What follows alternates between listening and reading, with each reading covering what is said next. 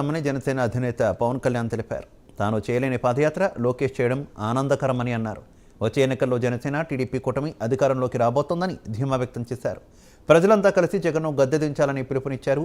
ఓట్లు కన్నా రాష్ట్రంలో మార్పు ముఖ్యమని తెలిపారు. యువత భవిష్యత్తు, మహిళల భద్రత ముఖ్యమని అన్నారు. ఇంకోసారి వైసీపీ అధికారంలోకి వస్తే రాష్ట్రం సర్వనాశనం అవుతుందని ఆవేదన వ్యక్తం చేశారు. జనసేన టీడీపీ మైత్రి వర్ధిల్లాలని ప్రజలంతా ఆలోచించాలని తెలిపారు. పాదయాత్ర జగన్ గారి పాదయాత్ర లాంటిది కాదు. ఇది బొగ్గలు నిమిరే పాదయాత్ర కాదు. ఇది కష్టాలు తెలుసుకున్న పాదయాత్ర, మాటలతో ఉన్న పాదయాత్ర కాదు, చేతలతోటి చూపించే పాదయాత్ర. అలాంటి పాదయాత్రని చేసిన లోకేష్ గారికి మనస్ఫూర్తిగా నా ధన్యవాదాలు తెలుపుకుంటా ఉన్నాను. ఒకసారి నాకు పాదయాత్ర చేస్తున్నప్పుడు చాలా అసూయ ఉంటుంది. నేను నడుద్దామంటే నాకు నడవనిచ్చే పరిస్థితి ఉండదు. పాదయాత్ర వల్ల చాలా అనుభవాలు ఎదురవుతాయి. చాలా మందితో సాధక బాధలు తెలుసుకోవచ్చు, కష్ట సుఖాలు పంచుకోవచ్చు.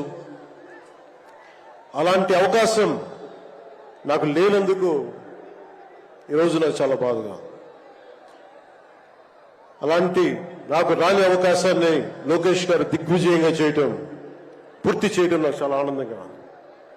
ఆలోచించి ఆ రోజున తెలుగుదేశం పార్టీకి మద్దతు తెలిపాం. ప్రభుత్వం వచ్చింది ఆ రోజున. దురదృష్టవశాత్తు చిన్న అభిప్రాయ భేదాలు కావచ్చు, కమ్యూనికేషన్ గ్యాప్ వల్ల కావచ్చు,